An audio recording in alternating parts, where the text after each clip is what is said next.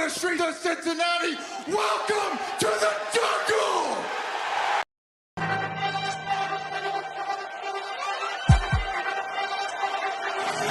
Let's go. Stripes, stripes, stripes, stripes, stripes, stripes, yeah. Stripes, stripes, stripes, yeah. Stripes, stripes, stripes, yeah. Orange in the day, black in the night. Stripes in our veins, sparks gonna fly. The beast is awake, orange, black and white. Cause when the jungle come alive, who day we ignite in our Cincinnati, we gon' rise in in the jungle we unite in dripping orange and black and white. Who day when we fight, live and die in these stripes. Wake up the beast, every day is a feast. Time to bust it off the leash. In the jungle dripping heat, tigers strike the city streets. East side stand up, west side stand up. If you reppin' who day, time to put your hands up. Bengals stripes, we in it. New day, new age, yeah, we get it. Cincinnati jungle fitted. Who day in our house, we win it. Orange and black and white, we build it. Earn our stripes, you know we kill it. Bleed our colors, jungle dripping. Nasty, natty, yeah, we lit it. Lit the crowd, get the city loud. Yeah, we feasting now. Fit the pounce, make the city howl. Now we beastin' now. Thunder through the tunnel, from the sideline to the huddle. Stripes we tatted on the jungle when we flex that who they muscle on them.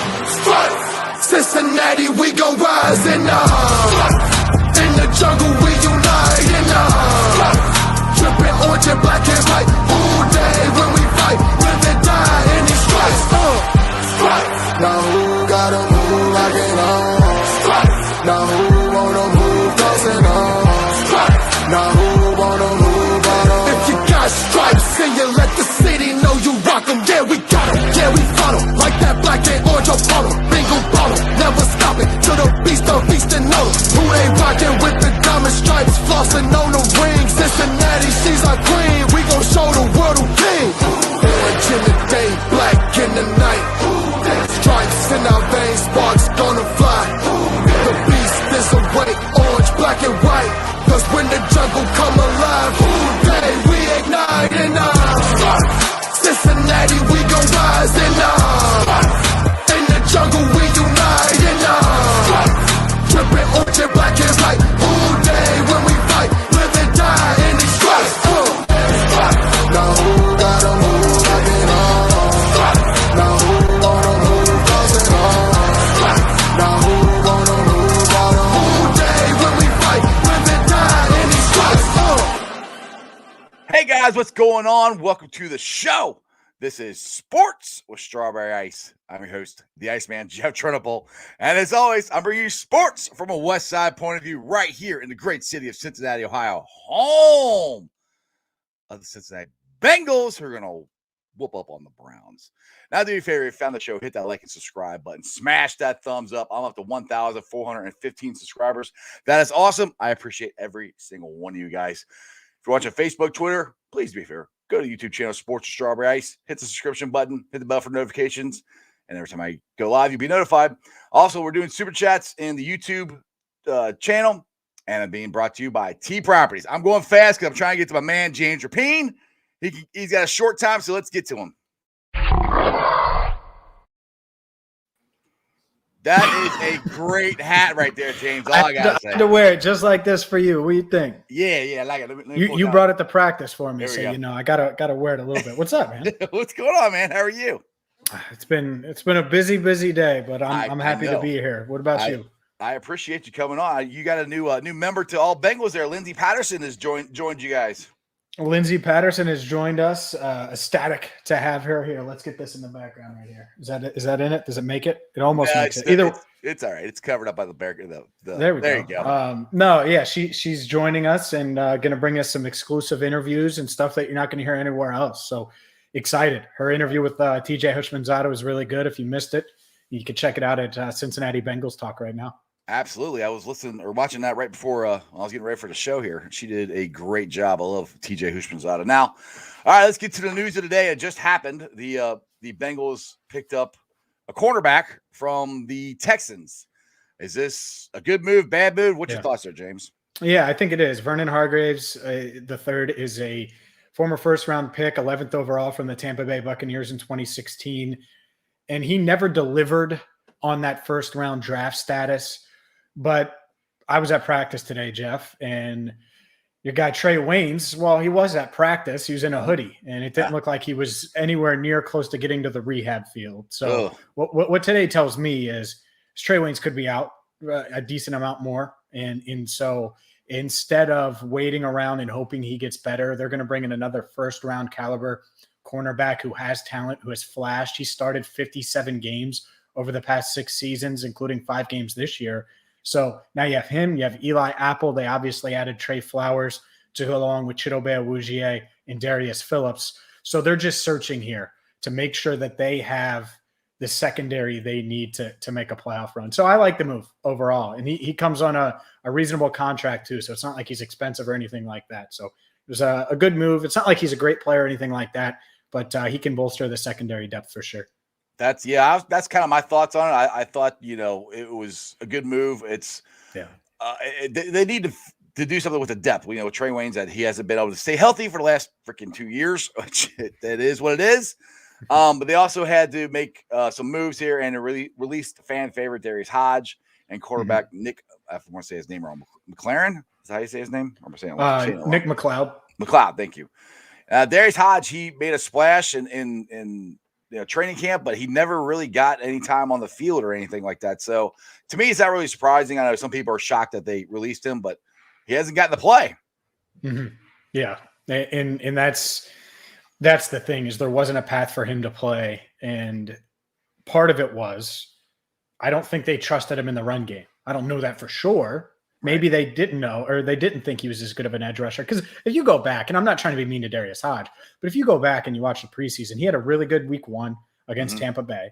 But then he was like coming off the edge completely clean in week 2, and that's why he had a sack. I forget who they were playing.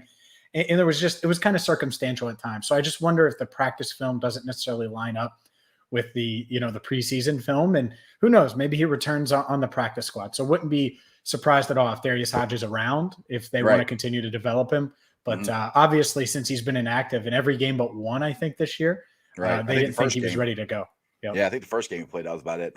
All right, so we got any updates on OBJ? Is he still a Brown, or they released him, or what's going on there? Still a Brown for now. And I think what a crazy story up there in Cleveland right now with Odell Beckham Jr. There are odds. I know BetOnline released odds about who Odell's next team was going to be. If he wants to show up, he can really force the Browns' hand. And that's the thing. I think what he's trying to do is get out of town and get them to release him. And Andrew Berry's a smart general manager.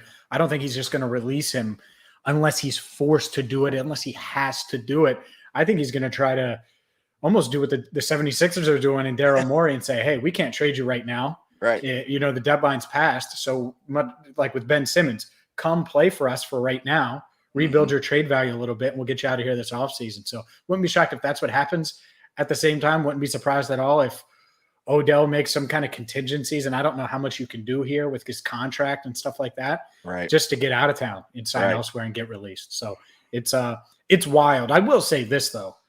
Not facing Odell is better than facing Odell, because his ceiling – I asked Chidobe Awuzie about this today, because he played him when he was in Dallas when Odell was with the Giants. I'm like, is he still good? Can he still play? And he's like, yeah, he's still getting open. And it's more of a I don't know why he's not getting targets more than anything. So, yeah, if he's not out there, it hurts the Browns, despite what the numbers say, I think.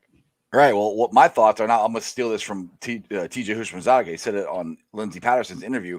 If Odell's not there, then the Bengals are just going to stack the box and try to stop the run. It's going to make it, I won't say easier, but not having Odell Beckham, even if he's not getting targets, he's not playing that great.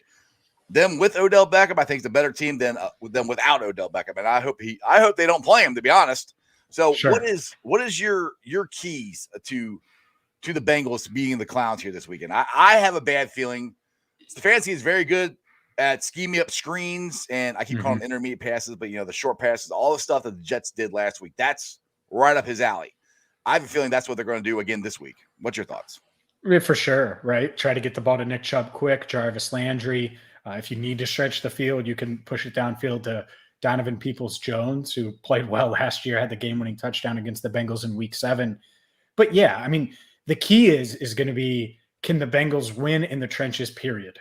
And defensively, can they rush these gaps that, the Browns do such a good job of opening up? And that offensive line isn't as healthy as it was last year, but they're still good.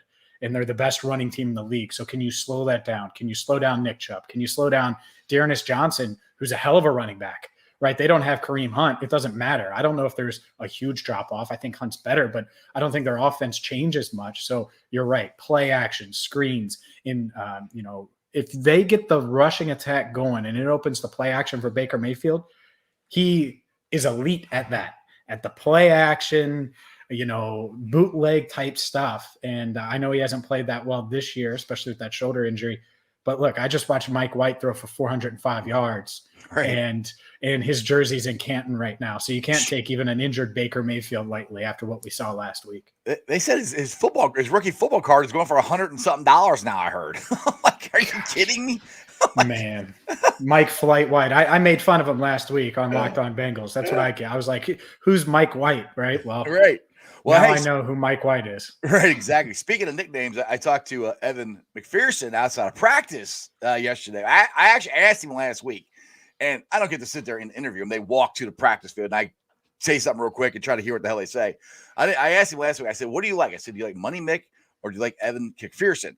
And he said something, and I couldn't hear him. So yesterday, I was like, "Which one do you like?" I didn't get to hear you. And he said, "This is gonna make you happy, James. He likes Money Mick." Money. Because he's money, man. It's easy, right? Who wouldn't want to be called money? You like money. I like money. I like money. All of your viewers like money. So Exactly. Guess what? Evan McPherson, spoiler. And I've never interviewed him one-on-one ever. He likes money too. So who wouldn't want to be called money?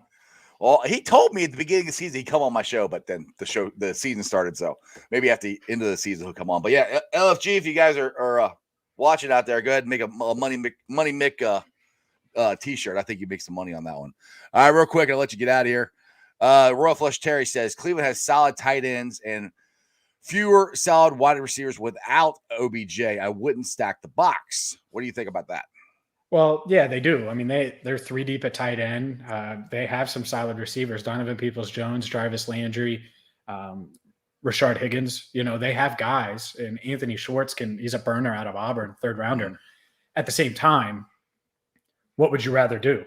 Mm-hmm, and to me, it's slow down that run game, not let Nick Chubb go off. Because if Nick Chubb goes off, good luck, right? If you get down against the Browns and they're running the ball well, and you have to throw it like you did last year in week 2, for example, where Joe threw it 61 times, well, then Myles Garrett's going to tee off. And Jadeveon Clowney's going to tee off. And Takk McKinley, if he plays, is going to tee off. So you want to avoid that. And that's the part of it. So quick start. You want to make sure that you're slowing down that rushing attack, and they're going to score points. It's a good offense, and you're right. Kevin Stefanski, it's a well-schemed offense and unit. And then, man, oh, man, after that, you're going to want to try to get the ball to chase in space and get the ball to your playmakers on offense. And I think the Bengals can do that. And as long as they don't let Myles Garrett wreck the game, they can not only compete with this Browns team, but they can beat them. But it's much, much easier said than done, because I think this Browns team's pretty hungry going into Sunday. Exactly. Now, Crypt Keeper here, and we know you're a Bearcat fan just like me. Wants to know if you're going to write something about the Bearcats being railroaded by the College Football Playoff Committee. Well, Jeff, you might not have saw this, but I got a little breaking news. We just launched about I did see that. 34 minutes ago, allbearcats.com. And that's why Crypt Keeper announced that, or asked that question. And actually, my guy Russ Heltman already has a column. If you go to allbearcats.com right now about the College Football Playoff Committee, about UC being 6th, why it is a travesty. And, at the same time, I just hope by the end, if they do go undefeated and they handle business, that the College Football Playoff Committee treats them the way they deserve. But doesn't seem like that's the case. No, so I don't think we'll be following it. Yeah, we'll be following it at allbearcats.com, no doubt. Yeah, I saw that, and I quote retweeted. I said, "So when is the Locked On Bearcats show going to start?" I'll volunteer my services for that. Yeah, one step at a time, my man. One step. This it's one of those things. But no, really excited. Tony Pike is joined our site, as has Russ Heltman. Like I said, he's going to be doing a lot of the day-to-day stuff. I'll oversee it, of course, and then my guy Jeff Carr from Locked On Red. So we have a good group, and I'm excited. You couldn't have asked for a better season to start covering the Bearcats. So Absolutely, we made it in time, Jeff, Yep. for college game day. So it should be a fun weekend. Are you going? Are you going to be able to make it down there? I think so. Yeah, I think I'll be around for awesome. sure. Well, it's going to be a heck of a weekend because you got that, and then Sunday I obviously will be at Paul Brown Stadium because that's the thing. Even though we launched allbearcats.com, I'm full systems, pedal to the metal, allbengals.com and Cincinnati Bengals talking Locked On Bengals. So it's we're juggling. You know how AJ Green used to juggle? Right. Well, I can't juggle, but I'm learning. I'm learning on the fly. You're doing a really good job of it. But it's gonna be a fun football weekend. I'm gonna be at the Bearcat tailgate for college game day. Then I'm going to be at the Bengals Browns game. Are you really? Okay. Yeah, it's going to be I'm going to be, well, I'll say football out because I'm never football out. I love football. So you're going to have a few pops, right? You're going to tailgate before both? I'll have a couple. Yeah, here and there, a couple. Yeah, just a little. I got to watch I got to watch my girlish figure, Somebody's got to maintain this. Maybe I'll eat a couple of Built Bars or something and, There you go. Try to get all swole like James does. All right, James. I know you got to get to another interview. I appreciate you coming on. There you go, brother.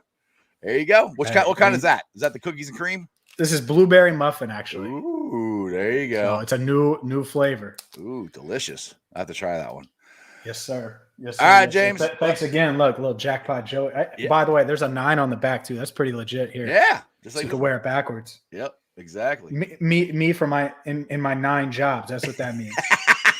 That's pretty much where you're at right now, James. I'm like, sheesh, you're all over the place, man. That's why I'm trying to get you on. You're like, well, I can come on for a half hour. Then like, oh crap, I can only come on for like 15 minutes. I'm like, I can start the show earlier. Yeah, I slipped my mind. I looked at my calendar. I was like, oh, well, I could do till 5:45. So no, I appreciate you having me, man. And it should be a fun weekend. Exactly. And let's see here. Natty says. James, he enjoyed the interview with TJ Hushmanzada. Actually, I love TJ's interviews. I think he does a very, very good job of really thinking about what he wants to say and put it out there before he says it, Yeah. Yeah, I totally agree. And, he obviously stands by his opinions. And the thing is when he's wrong, he'll admit, I was wrong. And then, explains why. And so, no, I like TJ a lot. I was excited. Obviously, to have Lindsey Patterson join, the All Bengals team and Cincinnati Bengals talk, and the fact that she grabbed TJ Hushmanzada for the Battle of Ohio week, it's a good get. So check that out if you haven't yet. But don't do it yet. Make sure you finish Jeff's show. Then exactly. Watch my show, then go watch that. See, that's what's cool about YouTube and podcasts. You can watch it or listen to it anytime you want. It's great. That's right. That's right. On demand, baby. Exactly. Now I have to get you have to get me off air. You give me TJ's email so I can get him on my show. Yeah. Hey, I gotta try, man. You're trying to get me beat up, man. TJ might be old, but I ain't gonna just give his stuff up. I don't blame you. I wouldn't either. All right, James. I appreciate you, man. Get on to Cleveland. I think they want to interview you. So tell them if it's brown. If it's brown, you got to flush it down. I will not say that, but I'll let you say that. How about that? All right, brother. Take it easy, James. See you, Jeff. Appreciate you, man. Bye-bye. All right, guys. I hope you enjoyed that. I'm sorry I couldn't get to a lot of the comments because, like I said, he only had a couple minutes. So I was just trying to get some good stuff out there for you guys before he had to go. All right, let's see here. Let's get to some of the comments here before my next guest comes on. All right, Chief. Y'all need to stop. UC has one quality win. Yes, against a top 10 opponent. Yes, and at home, at their place. And we beat their 22-game home winning streak. And they have not lost a game yet. So, yes, as our one quality win, it's a pretty damn good quality win. Thank you for pointing that out. Let's see here. All right, Royal Flush Cherry. What fundamental issues is Cleveland's defense having that allowed them to get torched by the Chargers and the Cardinals? That was probably a question for James more than for me. So I'll just leave that one because honestly, I don't know. I haven't watched Browns play enough to be honest. Let's see here. Chief, you're back. Let's see here. Well, where'd you go? Hold on. No, y'all are brainwashed. Okay. In what world would a team with one quality win be in the playoffs? What quality win does Alabama have? Just curious. Give me one. Because they got beat by an unranked Texas A&M school. Notre Dame is counterfeit every year. And even they play more competitive teams than UC. Okay. You're still not making any actual points yet, just to let you know. All right, Tommy. UC is getting screwed. Power 5 snobs are the ones not wanting the playoffs busted. Yeah. All right, Chief, what do you got here? Go look at any other top 10. Okay. Please name names. Who has Alabama played? Please. They lost to Texas A&M, an unranked Texas A&M. They barely beat Tennessee. Should I keep going? I mean, Oregon lost to Stanford. Do I need to keep going? I mean, we can do this all day long. I can keep keep stuff. We can keep going, man.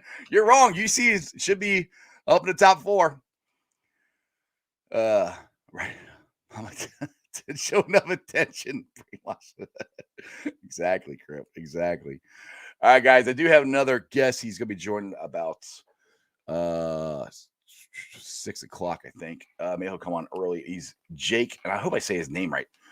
Seinrus. He's from the TWSN network. That is the Right Side Broadcasting Network for Malik. He does a great job there. You guys should. I hope you guys have checked him out. Crown, yes. Nick Castellanos has opted out. You are correct, and I don't really think that would surprise anybody. If it has, then you've been living under a rock. I mean, we all were pretty sure Nick Castellanos was going to opt out. I just don't think they're going to sign him. I think they might lowball him, give him, maybe a minimal raise and try to see if he'll take it. But be honest, I think my jersey might stay hanging up there because I might not not get to wear it again because he's not going to play for the Reds anymore.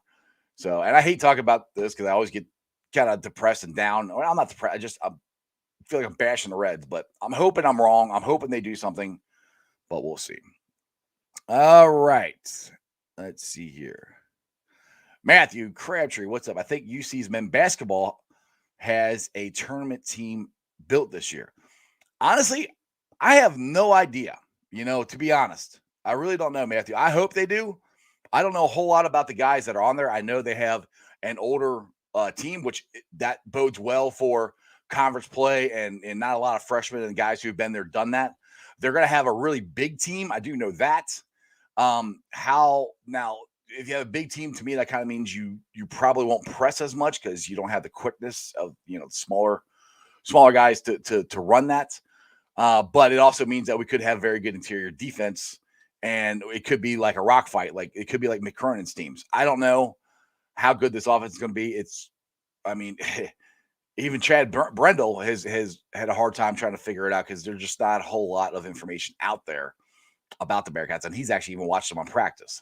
So, it's kind of interesting what the Bearcats will do. I'm excited to watch the Bearcats basketball. I love Bearcat basketball. I'm excited to see what Wes Miller will bring, and it's going to be interesting to see.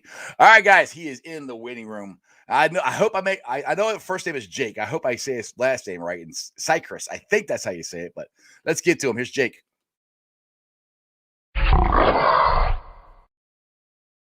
Jake, what's going on, man? How's it going? Good. It is. So it's actually Circus. Circus. Oh, Circus. I would have never got that. I would have never got that with the S instead of the C. So my apologies, man. So just let everybody know where you're from and what you got going on here real quick. Yeah. So I'm actually originally from Los Angeles, California. Currently residing in Columbia, Missouri. Just about to finish up my third semester of college, first semester sophomore year at the University of Missouri. I guess I cover the Bengals kind of. I'm the lead NFL analyst and NFL draft analyst at the Right Way Sports Network with CEO Malik Wright. I've been there for about a year and a half. Cover NFL, and I guess most of my following is Bengals, and that's kind of my passion. And I'm glad to be here to talk some Who Day with you. Awesome, man. Appreciate you coming on the show. Now today, they did have a move that picked up the Texans cornerback Vern Hargraves from the Texans. I actually like this move because it doesn't look like Trey Henderson is, or I always do that. Trey Henderson, Trey Waynes. There's too many Treys on the team. Trey Waynes is not going to be back anytime soon, so I think it's a good move for depth. Plus, I know everybody keeps getting on Eli Apple, but I actually think Eli Apple has played pretty good last couple games. What's your thoughts on the move they had today? Yeah, Apple's definitely been a lot better since I mean, I obviously remember the game one, he had like 2 PIs, a touchdown before halftime, or like he allowed a touchdown, had 2 or 3 flags before halftime, and I was like, all right, this move was for depth, and we expected Trey Waynes to be back. Obviously, he didn't play week one, has not played since. So that move kind of didn't like. Apple was for depth, and then he comes on, has to start, and it didn't really work. But since then, since about week 3 or 4, he's been actually really, really productive. Nothing crazy, but Lou Anarumo is doing a pretty good job kind of hiding him, but otherwise he's played really well. I do like this move because you can never have enough linemen, you can never have enough IDLs, you can never have enough corners. Hargrave was a first-round pick a couple years ago. He's only 26, has had a couple up and down years with Houston ever since he got drafted by Tampa in 2016. He spent the last 2.5 years in Houston. He's played all 8 games this year. He started in 5 of them. He's not going to be a world beater. He's not going to be what William Jackson was a couple of years ago. He's not going to be what Awuzie is or Hilton. He's just going to be a depth guy, but he has some speed. He's very agile. He can cover, and he's just going to be another weapon that they can have in the secondary. Exactly. Now, we got him so late. I seriously doubt he'll be active for this Sunday's game. But speaking of people that may or may not be active for this Sunday's game versus the Clowns is OBJ. As far as I know, he's still there. They haven't released him. I was just talking to James Rapine from All Bengals, and he was saying that the Browns are a better team with him than without him, and I agree with him. No matter how many times they have or haven't thrown to him, what's your thoughts? Do you think the Browns are going to release him? Do you think they're going to just be done with him? They're just going to make him sit? What's your thoughts on that? It seems like we're moving towards a divorce between the two. And I remember 2 or 3 years ago when they first got him, I was like, diva wide receivers, you don't really need them anymore because Randy Moss was a huge diva, Terrell Owens, Ocho, yeah, but like Ocho was really good here. But in modern day football, these diva receivers, they're more so like being pushed away, and you don't need them anymore because there's so much talent coming into the league. I mean, look at the last 2 drafts. There's been 15 or 20 guys that were taken in the first 4 rounds, and over half of them are producing or even starting with the teams that drafted them just halfway through their first contract in the NFL. So OBJ is still a good player. But this whole thing with his dad and saying, he's open all the time and Baker hates him, Baker doesn't throw to him. They're exactly what they are, right? They're the clowns. And you said it best. I never saw the fit. I don't think Baker's a great quarterback by any stretch, No. and OBJ is still productive. He was productive-ish before the injury last year. The first year in Cleveland with the whole Freddie Kitchens experiment did not go well for him. He had under 1,000 yards again. He really has not been the same since New York, and his time in Cleveland has just been honestly a failure. Absolutely. For what they gave up for him. Yeah, it's been a complete disaster, I think, for what they gave up for him and what the production they got out of him. Now, Tommy here from the chat crew says, I watched the video Odell's dad posted. To me, I think it showed how bad Mayfield was instead of how he snubbed OBJ. To be honest, I haven't watched the video. I heard about it. Have you gotten the chance to watch the video at all? I actually haven't. I saw someone respond to it with showing it was them showing OBJ getting, it was like a dumb clip of like 3 or 4 clips of OBJ actually getting covered and him dropping passes. Like the whole Browns fan base, it seems like there's the Baker guys and then there's the OBJ guys who were so happy, like kind of hopped on the Browns bandwagon when OBJ got traded, and they were supposed to be one of the league's more dynamic offenses with Hunt, with Chubb, and then now OBJ coming in with his former teammate Jarvis Landry, and then Baker has all these weapons. So it seems like 3 years later, we're like, okay, there's the Baker people and then there's the OBJ people. And now when it's all coming full circle, they're at war with each other. And this is a 4-4 team right now that's not out of the playoff race. Yeah, they're injured. And the schedule is going to get hard because they finished second and made the playoffs last year. So the schedule is going to be a lot harder than it normally is for Cleveland. But they're not out of it. And without OBJ, I can't say they're any worse or better because they have two other guys on the roster whom they drafted since they got OBJ and Higgins and Peoples-Jones, who have been productive when they've gotten their opportunity. But it's all coming full circle, and it's kind of beautiful, right? Seeing the Baker guys going after the OBJ guys in this fan base that doesn't really know what to do with themselves. Right? Yeah, you wonder if that's what's happening in the Clowns locker room too, if they're going against each other. All right. Royal Flush Terry says the Bengals cannot lose this week. A loss before the bye week basically turns into a 2-game losing streak into a 3-game losing streak, and all prior movements are officially lost. I think it's a big week for the Bengals, especially since they lost last week against the New York Jets.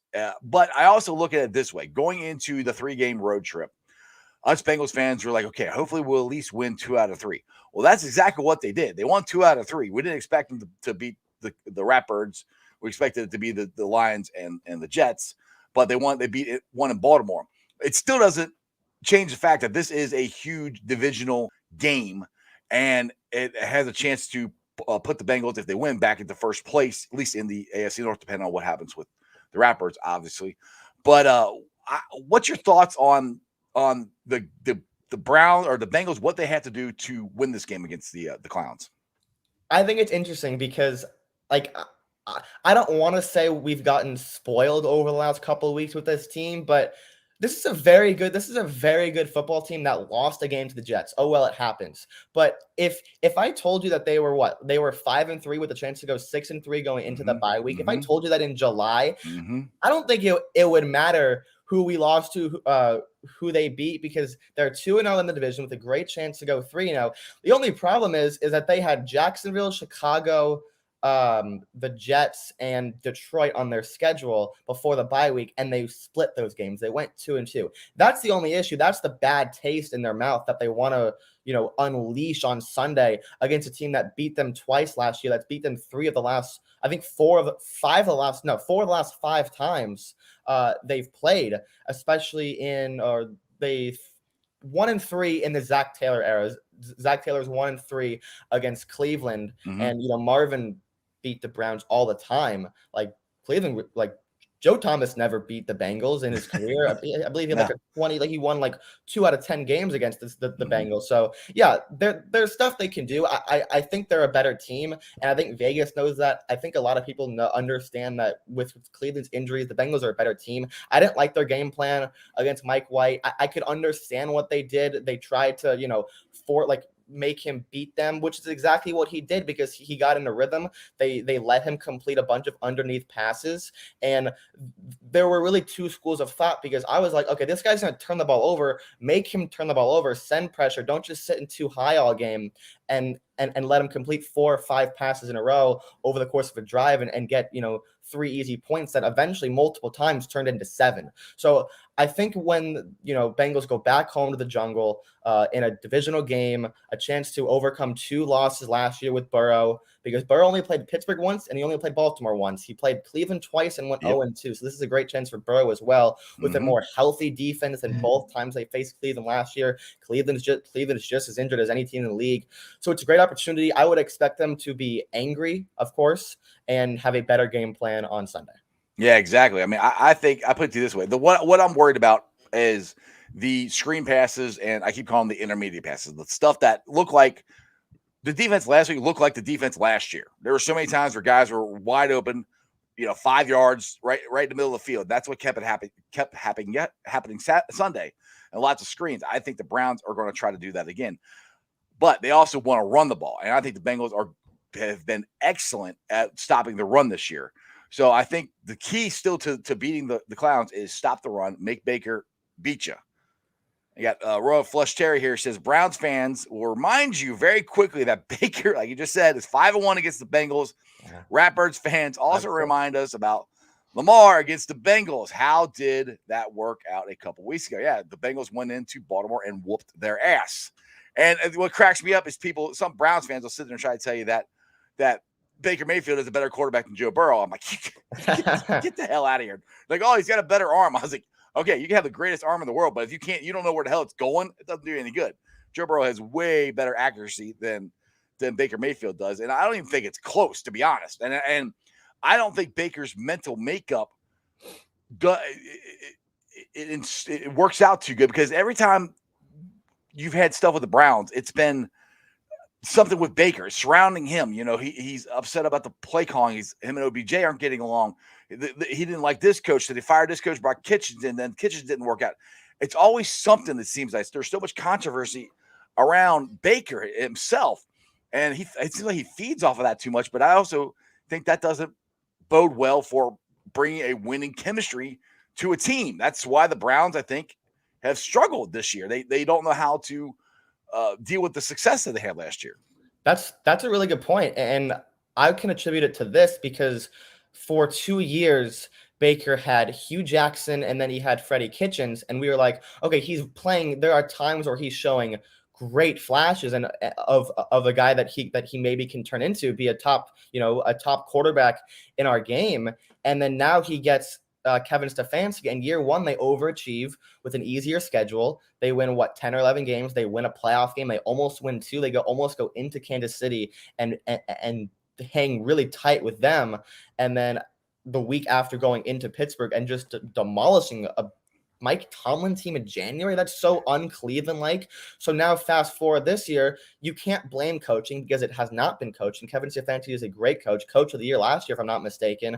A defense that was their back burner last year, and it affected them late in their losses. They got blown out by Baltimore because the defense, the back end of their secondary was really, really bad last year. They brought in 2 guys from the Rams, Troy Hill and John Johnson, who have played well when they've been on the field. They drafted Jeremiah Owusu-Koramoah, who went on the field, has been one of the best defensive rookies in all of football. They brought in Jadeveon Clowney, who's been absolutely sensational this year. The defense is not the problem. So Baker went through a carousel of offensive coordinators, and we never really could blame him because it wasn't entirely his fault. Now he has all the weapons. He has the offensive line. He has the coach. And now we're like, is Baker Mayfield really this good? And he's not. He has not been playing like it. There was a stretch last year where he was really good. He had 14 touchdowns to 1 pick over the course of 5 or 6 weeks toward the end of the year, heading into the postseason. And now this year, it just has not been like that. And he has a broken arm too. Yeah, we can't forget about that. All right. The chat crew here says, from Royal Flush Terry, if Cleveland loses, this would be their 5th AFC loss this season. That would definitely make their path to the playoffs extremely difficult. We need to win this. And that's the thing too, is if the Bengals win this, they will be 3-0 in the division. That will make it extremely hard for people to catch us. If you go and you beat, the Ratbirds or the Clowns or the Squares one more time, and you're 3-0 and you go to 4-0, it's damn near wrapping the division up, in my opinion. So this is not only a huge game for the season, but a huge game for the division. Yeah, so Pittsburgh comes to the Jungle, I believe, and that's their next division game, which is, I think, the most winnable game left on the schedule because they're 2 of them are at home. Baltimore's at home. Cleveland's on the road later in the year. I believe that's our week 18 game, if I'm not mistaken. Yeah, you got Baltimore and Pittsburgh are coming here still. Yeah, so Baltimore and Pittsburgh, which are 2 very tough games, have to come to the Jungle after going on the road and blowing both them out respectfully. 24-10 Pittsburgh. Bengals were in control the whole game, and then they went to Baltimore and just destroyed the Ravens, which was unbelievable. But yeah, going 3-0, because I think going into the year, one of the X factors was Zach hasn't beaten the division, because this team can be as competitive as we expect them to, but if they go 1-5 in their division again, no one's going to take them seriously. Now, fast forward 4 months, they're 2-0 in the division they're favored on Sunday to make it 3-0, to put them in a great position to be a not top seed in the AFC, but an AFC North true contender halfway through the year, going into the bye week with a doable schedule the rest of the way. A lot easier than what we originally thought this back half of the schedule was going to look like back in August and September. But they have a pristine opportunity to put themselves in the driver's seat to make the playoffs. Because I go back to 2018 when they started 4-1, and there were still a lot of hurdles that roster had to overcome, because that roster was nowhere near as good as the roster that Zach Taylor has right now to work with than what Marvin did in 2018, which was eventually his last season here. So they have an amazing opportunity. I don't remember the last time they had this type of opportunity to, show everyone that, yeah, they're still here. They can overcome a bad loss, go back home, go into the bye week with more momentum than any team in the division. I mean, it reminds you of the Bears loss. I mean, they went in there and they laid an egg against the Bears. And what they do the week after that, they came back and stomped the Squealers. So now I got to put this out there. This was my schedule prediction that I put out. I did this the day after the schedule came out. So I'm looking good so far. People said I was crazy in hell. I said 11-6. They're like, you got us beating the Chiefs. I was like, yeah. And so far I'm doing not bad. I'm about where I got the Bears wrong. I got the Squealers wrong. And I got, what else I get wrong? And then you cancel out Baltimore and New York, which can't really blame you for projecting that a loss at M&T Bank Stadium and a incorrect win projection as a 10-point favorite against the New York Jets. Again, this was back in June, so there you go. There wasn't any point projections then, but that to me is like one thing I am so happy with the way the Bengals are playing this year is all the quote unquote experts kept saying, well, they're at least a year away. And I kept saying, no, the time to win is now. They're like, well, Joe Burrow's coming back from a knee injury and yada, yada, yada. I was like, okay, if Joe Burrow comes back and he's healthy, I think Joe Burrow is going to improve week after week after week, and he's going to get to where he would have gotten if he had played a full season, which as of right now, he's played a full season game-wise. So I think they were going to make the jump faster than people think because of Joe Burrow, because of the kind of mental player he is, how dug in he is to doing film work, how he's all in on doing the little things. That's where I thought that the Bengals had the advantage against the Clowns or the Squealers, stuff like that, because Big Ben Roethlisberger, look, he's about retired. Lamar Jackson, he does scare me. But that's where I've got to where we have the best quarterback in this division. We have, by the end of this year, I think Joe Burrow, Jackpot Joey Burrow, is going to be a top 5, top 10 quarterback considered. And if you have that quarterback, that makes all the difference in the world. If we had Joe Burrow in the 5-year run instead of Andy Dalton, I guarantee you we would have won at least a playoff game, maybe a Super Bowl. Well, yeah, I mean, they almost won a playoff game with A.J. McCarron, and we talk about 2015 all over again, and I look at 2011, 2012, and 2014 games where Dalton just played really, really poorly, and then the closest time they got was when Dalton wasn't on the field. So I completely agree with you there, because some of those defenses and offensive lines that they had at the beginning of the 2010s were some of the best in the league. I mean, the Bengals were consistently ranked top 5 in the power rankings after being doubted preseason almost like every year. Like 2015, the experts thought they'd go like 8-8, and they go 12-4, win the division, and almost win a home playoff game. But yeah, the narrative about Burrow was so interesting going into the year because no one really looked at the roster, and I kept looking at it. I'm like, why do people think this roster is bad? Because yeah, the offensive line's not great, but they have a left tackle. They have a left and right tackle who can protect the quarterback. That's exactly what it's been this year. Yeah, the interior line stinks, but the center's coming off of a knee injury. The right guard's a big question mark, and the left guard was a guy they picked off the street in week 11 who has played outstanding this year, by the way. Who's been the best lineman on the team. But outside of that, the defense, them spending $225 million over the last 2 years to Von Bell, to Wayne, who hasn't played, but to Hendrickson, to Ogunjobi, going into the draft and revamping the linebacker room that's been so great this year outside of the loss in New York on Sunday. But like the defense, it's not surprising that they're playing like this. Yeah, are people surprised they're a top 5 unit, top 7 or 8 unit? Sure, I don't blame people for thinking that because they didn't really digest and look at this roster. And then there's the offense. Jamar Chase is blowing everybody's expectations out the water, but is he really? Because they took him 5th overall. This is kind of what he's supposed to be doing. He's supposed to be the one. Now, he's not supposed to be getting 155 yards a game and 2 touchdowns. That's completely crazy. But he's getting targeted at a perfectly fine amount. He's just producing with those targets. better than anyone else in the league. And then, of course, there's the quarterback. And Burrow's playing as good as any quarterback in the league. People might say he's like in the second MVP tier. I would say he's the first. He's currently on pace to be the 8th quarterback to ever throw for 42 touchdowns in a single season. Now the 17th game helps with that. And Stafford and Brady are also on pace to do that this year. Brady's already done it. Stafford hasn't. So Burrow and Brady would be the 8th and 9th quarterback of all time. Burrow and Stafford, the 8th and 9th quarterback of all time to throw for 42 touchdowns in a single season. And if the Bengals win 10 or 11 games, Zach Taylor is probably favored to win Coach of the Year. And we're talking about Joe Burrow maybe winning the MVP. Exactly. That's where the excitement for me comes into. That's exactly why I picked the schedule the way I did. Now, Natural here has a very good one here from the chat crew.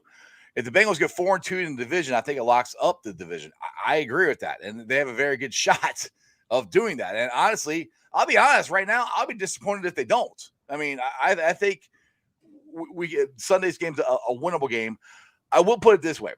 The Browns, and I'll give the Clowns some compliments here. I think their offensive line is better than ours. I think their defensive line is better than ours. But our defensive line is a lot better than I thought it was going to be. I will tell you that. Now, they didn't play like it last week. Last week, I hope, was just a blip in the road, bump in the road, whatever you're going to say. It was just a bad game, and it happens because it's happened to multiple Super Bowl teams. They'll have bad games. It just happens sometimes. That's, to me, where the point of winning this game is. You got to win it in the trenches. I think whoever dominates the offensive line or offensive defensive line is going to have the advantage in this game. That's where I kind of get a little worried about the Bengals. But what I will give them credit for is I do think this is where the Bengals had the advantage. We could stop the run. And and I've said this before, if we stop the run, then you make Baker throw, that's where I think we had the advantage to winning this game. Yeah, and I go back to week 2 last year, that Thursday night primetime game where they were never out of the game because for the entirety of the 60 minutes of that football game, if the Bengals got one stop, like that one key stop, they would have had a chance to tie the game and to make it a really, really close game. They never really got that stop because Jesse Bates missed 8 tackles. Logan Wilson missed tackles. The defensive line got pushed around for 60 minutes by. I think they missed a total like 17 tackles or something like that. I think that's what they said. That's something ridiculous. It was just a complete, not even slugfest. It was just domination down low from Cleveland to Cincinnati, and it was rough because week 1 they played really well. The defense only allowed 13 points. They played really well, and there was a bad taste in everyone's mouth going into the short week, going into Cleveland being, okay, Cleveland just got blown out by Baltimore. So they lose that game, start 0-2. And, especially after that offseason where they improve the tackling on paper, and to not see it against a team that runs the ball really well, I think was frustrating for the entire coaching staff and the entire roster. Fast forward a year later, they're the 3rd best run defense team in the National Football League, going into a team that's without their, at worst, 2nd best offensive lineman in Jack Conklin. We don't really expect Conklin to play. He hasn't practiced all week, got injured with the elbow on Sunday against Pittsburgh. But the line has been injured all year for Cleveland, and the Bengals have been as good as stopping the run as any team in the league. So if they can't do it against Cleveland, that's a problem. That's a problem going forward. But there's been nothing that we've seen this year that will tell us that they shouldn't be able to do that on Sunday. Right. One thing is very surprising to me about the Bengals this year is how healthy they have been. Yes. I mean, they've been one of the healthiest teams in football. I know we talk about Trey Henderson. Daggone it, I did it again. Trey, the cornerback. Waynes. Trey Waynes. I do that every time. There's too many Treys on the freaking team. Trey Waynes. We talk about him and how he hasn't played, but he's really been it. Everybody else has missed a game or two or whatever, sat out of practice, yada yada yada, and they've come back. Jeff Holmes here has a question for you. He said, "Jake, out of Columbus, Missouri, did I hear that right?" That's true. I am a sophomore at the University of Missouri, so living in Columbia right now. Originally from Los Angeles. So it's a good time. It's getting a bit cold, but how are you going to handle that? Are you getting used to the cold? So last year was really tough on me because it snowed. So it's actually been really nice. What's it, November 4th? Yeah, it started snowing in October last year.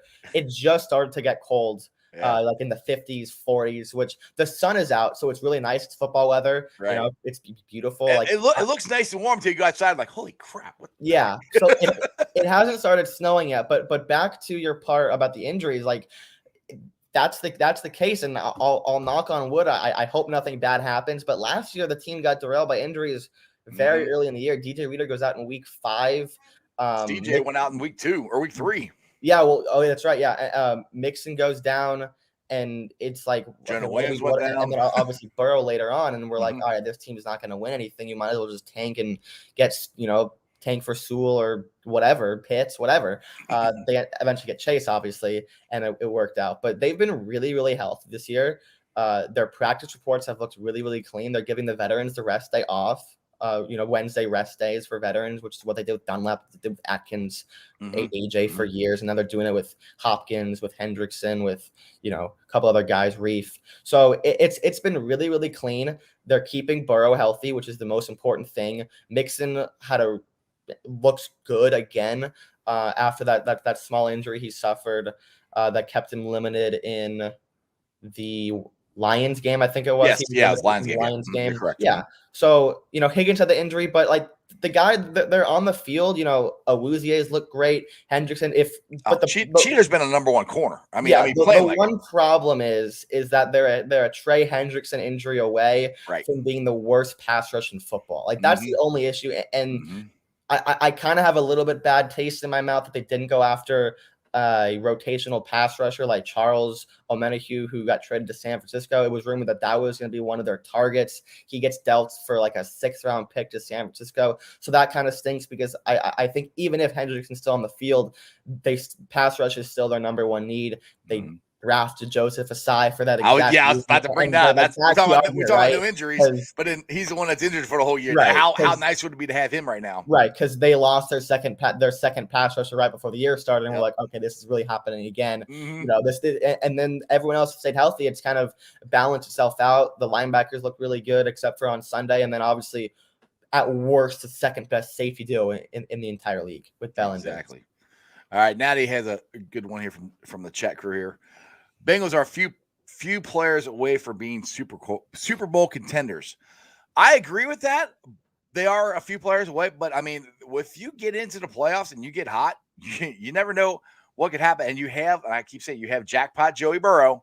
You have that guy that we have. You never know what could happen. So we just got to get in. But honestly, I want to win a playoff game. They haven't won a playoff game since I was in high school. So, Jake, you're in college. You're same age as my son. You probably weren't even alive when the Bengals won a playoff game. No, my dad was, I think he was 14 in 91 when they won that game. Yeah. You, me and your dad are about the same age. I was 14, 15, 14, somewhere around there. So yeah. All right, there. Iris says, any concerns about Joe Mixon going a little more? I think getting a little more opportunities. No, I don't have any concerns with Joe Mixon. I think Joe Mixon has had a very good year. I would like to see them run it a little more. Hopefully Mixon get a little more yardage and have some more explosive plays. That would be nice. Yeah, it's interesting. Like the offense has kicked it up a gear because the offense was what was making these games close and what was making them lose games earlier in the year with Chicago, and then they didn't score just enough against Green Bay. The Jacksonville game was rough because they started really slow on offense and then eventually picked it up, scoring 14 unanswered to open up the second half. But they've scored over 100 points their last 3 games, and there's quietly top 10 in some very important team scoring metrics. So the offense has been really good. I would like to see more RPOs. They did RPOs last year and they looked really good, and Burrow looked really good. They haven't done many of those this year, but they've done I think a good job with the wide zone, mixing up under center runs with shotgun runs. There's some other stuff that they can certainly work on, because the 2nd and 8 runs up the middle they take years off my life. That's one of my favorite. That's one of my favorite Joe Goodberry quotes ever. One of the days 2 years ago, one of the games, they ran the ball in 2nd and 8 like 7 times, and every time Joe Goodberry said like, this is like taking years off my life, and I completely agree with him.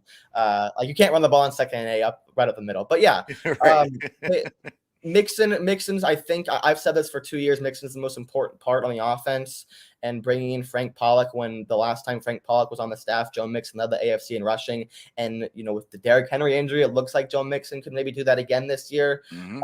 He's going to get 1,000 yards easy if he stays on the field. He's been sort of better in the passing game. He had that thing with the catch from Boyd in the Jets game, which was really fun. Yeah, I had that long one in the Detroit game too, where Chase made that pancake block on that guy. Yeah, right on the flat. No one cut. No one was there, and Mixon goes 70, 75 yards out of the backfield. But yeah, like certainly getting Mixon going early in games is important. But I think from what Mixon looked like last year, I think this year has been a surreal and very important improvement that they've made. Exactly.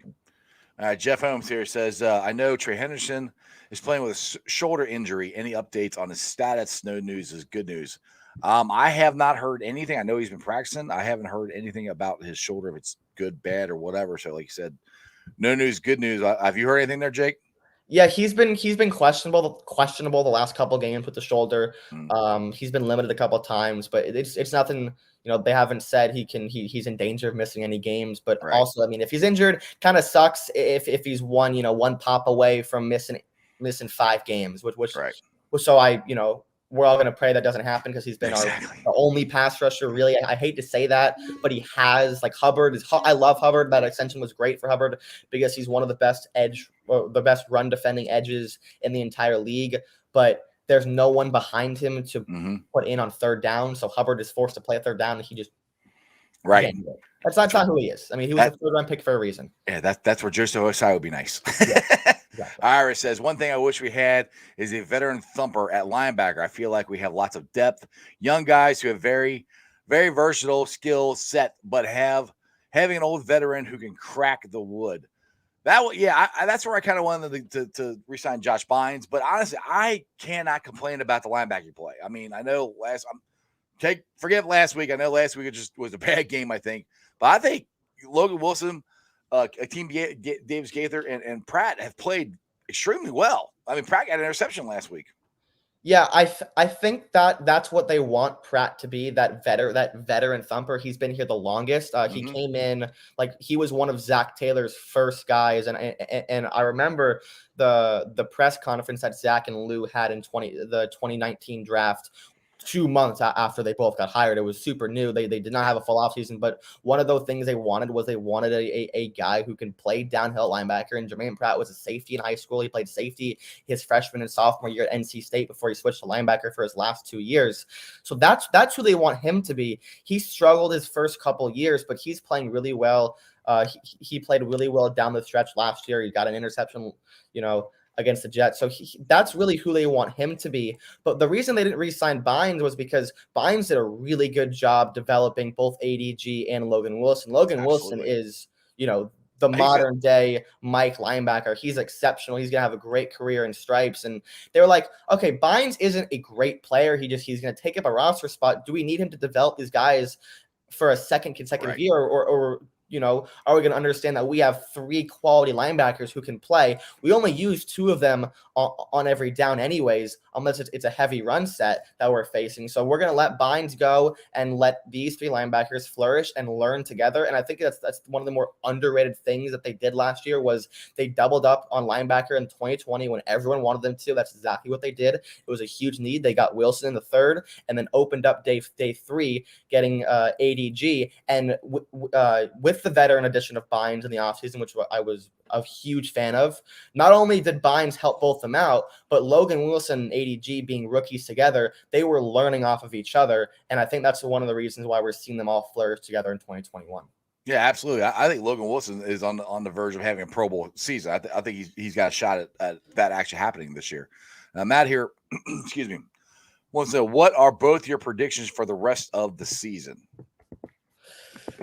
I mean, loaded question. I don't have a number off the top of my head, but I have the schedule right here. I think that they win. Honestly, Like I think they finished really, really strong. Like I have one win. I think that they're gonna actually lose to Pittsburgh at home, unfortunately. But I do think they're gonna go into Vegas and win. I think they're gonna win at home on Sunday. I'm hoping the December 5th game against the Chargers gets flexed to prime time. I'm gonna be there. I'm making the trip to Cincinnati, my first one of the year. All right. I hope it gets flexed. I think they win that game too. They might slip up here and there against San Fran, in Denver, and then obviously against Baltimore, but like they have what 9 games left. 1, 2, 3, 4, 5, 6, 7. They have 9 games left. I think they win 6 of them and finish 6-3. Yeah, I'm just gonna go with what I said earlier. 6. There you go. That's what I mean, because I'm on track right now. I haven't really had any reason to change it. I mean, there might be a couple games, here or there that I'll miss. I mean, people at the beginning of the year, people were like, "Oh, you guys losing to the Raiders," and then the Raiders started not playing that good. Now they're playing good again. So the Raiders game, that I just think that one could be a loss because they don't do very good when they go out west. They just don't. It's a long flight out there. Time change, yada yada yada, all that stuff. So, but that's where it's big to win this game against the Clowns, because we have a bye week, and then your bye week you roll into Vegas. So we'll see what happens. But that's what I got. Like I said, I got it's going 11-6. I always say I look at stuff with orange-colored sunglasses, so we'll see what happens. But Josh, man, you've been on for almost 45 minutes. I appreciate you. Oh, we'll get this out real quick. Jeff, this is why Jeff was asking if you're in Missouri. He said the reason I was asking if Jake was from Columbia. I'm curious if he's a baseball fan. Go Cards. That's the only thing I don't like about Jeff. Jeff's a Cards fan. Other than that, he's a great guy. So, I mean, I love baseball. You can follow me on Twitter at Jake Circus. I have a lot of baseball content throughout the offseason that I'll put out. But I'm actually a New York Yankees fan. Oh, God! Yeah. So, but I've been to a few Cardinals games since I've enrolled here. Busch is a great stadium. I haven't gone to Kansas City yet, Kaufman, to see a game yet. But I expect to soon. Like, we're right in the middle. Columbia is 2 hours from St. Louis, 2 hours from Kansas City. So right in the middle of 2 pretty big towns in the state of Missouri. So it's a pretty good location. Exactly. All right, Jake, tell us, you already got your Twitter handle out there. I know you're on Malik Wright's the Right Side Broadcasting. What shows you guys got coming on there? Yeah, so you can follow us on Twitter at TWSN. We have shows pretty much every night. I'm on Wednesday nights, the Game Changers. There's our main show on Tuesday. We have a college football tailgate show Saturday mornings. We have basketball Friday nights. Our Sunday morning NFL kickoff show is every single week. So we're doing some great stuff. We have a staff of over 60 plus who consistently put out content. So make sure to follow us there at TWSN on our Instagram, Twitter. You can follow me at Twitter at Jake Circus if you want to hear me say bad things about the Bengals every week. No, I'm just kidding. But variety of different content, whether it comes to NFL, Bengals, baseball, all that stuff. And, some daily rants of there you go. Yeah. Malik's been on my show a couple times. He's a great guy. We got a fun football weekend here in Cincinnati. Got the number 6, which should be I think this should be number 4. Number 6 team in the country, University of Cincinnati Bearcats. Got college game day Saturday. I plan on being on that. Then I'm going to the Bengals game, watching them beat the Clowns. I'm hoping to have a fun football weekend. And Jake, when you come here for the Chargers game, you have to hit me up. We'll have to go have a beer or something, brother. For sure. I will. Well, I'm not 21, so I can't. Okay. Never mind. You can't have maybe not. But I will most likely. I'm like 90%. Like I want to go. I'm like 90-95% there. Just to figure out some stuff. I'm hoping it gets flexed Sunday night because I was at Bengals Gym's tailgate in Indy last year for a 1:00 game. I can only imagine what it's like when the game doesn't start till 8. It gets a little wild. Bengal Jim's a good dude. Yeah. All right, Jake, I appreciate you, man. Thanks for calling on the show. We'll have to do this again sometime. For sure. Thank you so much for having me. Hooday. Hooday. All right, guys, I hope you like that. Go follow him. He's, like I said, part of the Right Side Broadcasting Network, TWSN, with Malik Wright. Malik's a really good dude. I'm trying to get Malik back on the show sometime. And one of these days, it'll happen. So, Malik, if you're watching, hit me up, dude. DM me. I'll have to get you back on. I want to thank everybody for watching and thank the Facebook groups that let me live stream. I appreciate every single one of them. They are Houday Nation, Houday Legion, Bearcat Ruckus, Bearcat Country, Cincinnati Reds, rounding third, heading for home, the Ohio State Bucknuts, the Ice Bar. And then follow me on all my social media pages. I'm on Facebook, Instagram, Twitter, and TikTok. Twitter handle is at Jeff A. Trunapole. TikTok is at Iceman90. I will be pulling off the sound later on tonight, putting it on the podcast. It's on Spotify, BeanPod, Apple iTunes, Stitcher, Google Play, pretty much wherever you get your podcast. Please make sure you download, rate, like, and review. Give me a 5-star review. Leave a comment so more Cincinnati fans can find my podcast. The podcast has been blowing up. I appreciate you guys. Keep listening. Keep telling your friends about it. YouTubers, I'm at 1,415 subscribers. That is awesome. My goal is to get to 2,000 by the time the Super Bowl rolls around. So I'm hoping to celebrate the Bengals in the Super Bowl and me getting into 2,000 subscribers all at the same time. And I can only do it with your help. So please subscribe to the show. If you're watching on Facebook or Twitter, go to YouTube channel Sports with Strawberry Ice and hit the subscription button. I would greatly appreciate it. And other than that, as my boy, Jeremy Dimebag D's Nuts likes to say, especially this week, remember one thing and one thing only, and that is you don't live in Cleveland, you live in Cincinnati, so act like it. Hooday. Now, tomorrow, I'm working on something. I'm trying to get one of the guys from the Full 10 Yards podcast, Josh. He is a Browns fan. Trying to get him to come on the show tomorrow. We might have to record it because he's over there in England. Time change is a little different. So it might be a recorded episode with him he does a great job on the Full 10 Yards there. So check him out. And like I said, he's a Browns fan. We'll try to get his ideas on what is about to go down in the jungle. And other than that, that's just sports, baby. See ya!